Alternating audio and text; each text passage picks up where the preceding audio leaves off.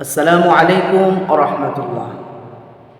আজকে আমরা এমন একটি দোয়া শিখব যে দোয়াটি পাঠ করলে ফেরেশতা অনাবরত বিরতিহীনভাবে নেকি লিখতেই থাকবে।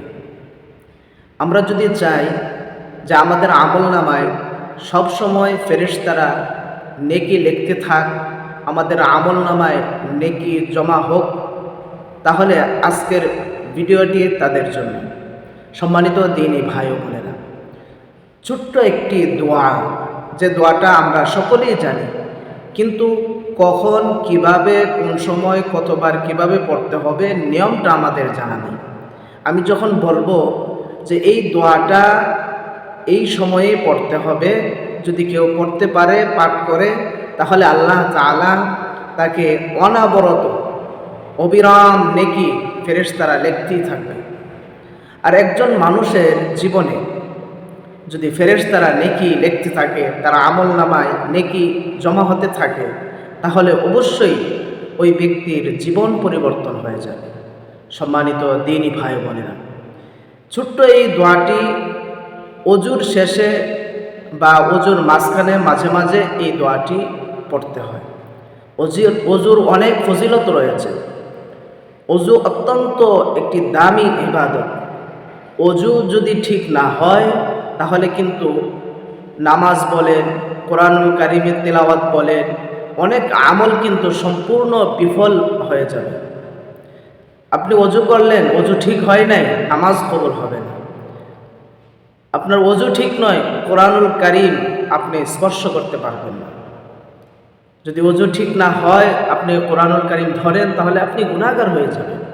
অজুর অনেক ফজিলত রয়েছে। অজুর সাথে আমাদের গুনাহগুলো ঝরে যায়, সুবহানাল্লাহ, কিন্তু আমরা সেগুলো দেখতে পাই না।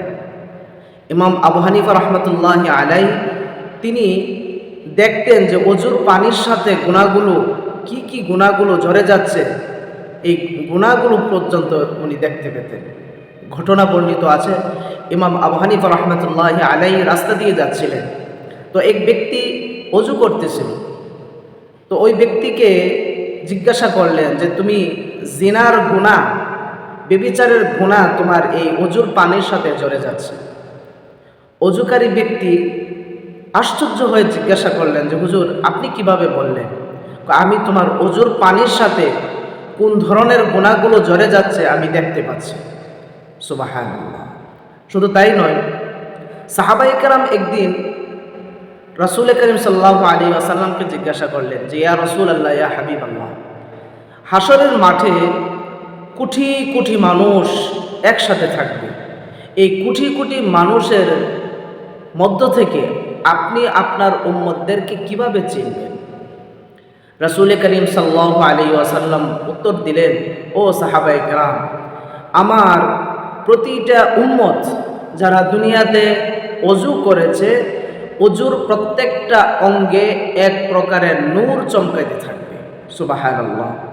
অজুর অঙ্গ প্রত্যঙ্গগুলোতে যখন নূরে এরকম চমকাইতে থাকবে, আমি রাসূল তাদেরকে দেখা মাত্রই আমি চিনতে পারব। সুবহানাল্লাহ। সম্মানিত দ্বীনী ভাই বোনেরা, অজুর অনেক ফজিলত রয়েছে।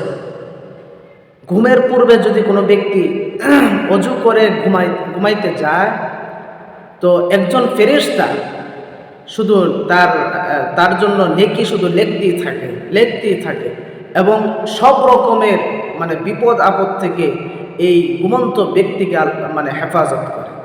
সুবহানাল্লাহ। শুধু তাই নয়, যদি কোনো ব্যক্তি অজুরত অবস্থায় সে মৃত্যুবরণ করে, রাসূল করিম সাল্লাল্লাহু আলাইহি ওয়াসাল্লাম বলেন, অজুরত অবস্থায় মৃত্যুবরণ হলে বেশি সম্ভাবনা আছে সে কালিমা বলে মৃত্যুবরণ করা।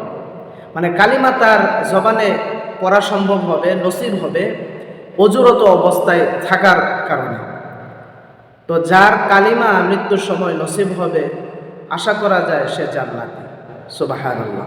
সম্মানিত দ্বীনী ভাই বোনেরা, এরকমভাবে অজুর শেষে যদি আমরা কালিমায়ে শাহাদাত পড়ি, তাহলে বেহেশতের 8টি দরজা তার জন্য উন্মুক্ত হয়ে যায়, খুলে যায়।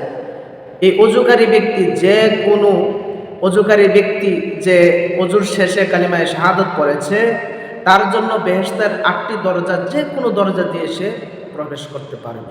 সুবহানাল্লাহ। এরকমভাবে অজুর অনেক ফজিলত রয়েছে।